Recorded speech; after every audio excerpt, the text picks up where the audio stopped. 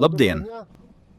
Mani sauc Voldemirs. Es esmu uzņēmuma Agrovorm vadītājs. Uzņēmums ražo siltuma ģeneratorus, kas darbojas ar koksnes granulām.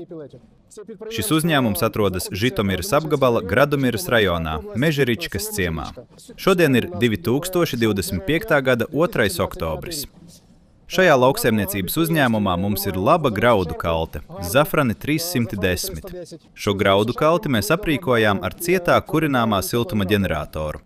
Kopā ar mums ir šī uzņēmuma vadītājs Mikola Petrovičs.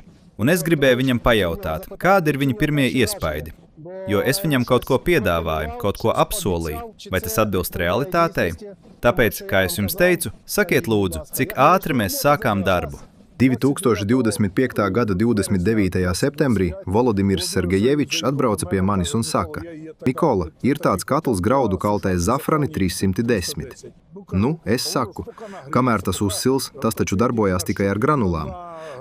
Kamēr uzsils, bet viņš saka, 8 minūtes, un tam jau ir 140 grādu temperatūra. Tas bija 29. datumā, pēc 2 dienām viņš atgriezās. Saka, nu? Es saku, labi, dodu avansu, brauciet.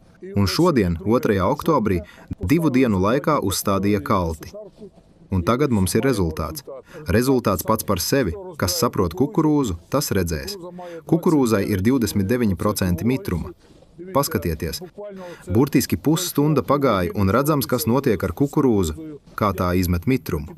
Es esmu ļoti apmierināts, ļoti pateicīgs. Paldies jums! Nākamgad, pēc tam, kad jūs pastrādāsiet, mēs atbrauksim un uzņemsim video par to, kā viss kopumā noritēja. Uzvaras projekts, cenšamies! 100%! Paldies! 100%! Viss būs labi! Mēs strādājam, lai cilvēki būtu apmierināti un lai viņi varētu samazināt izmaksas. Es Mikolam Petrovičam teicu, ka ar šo siltuma ģeneratoru katru dienu varēs ietaupīt apmēram no 900 līdz 1050 latu.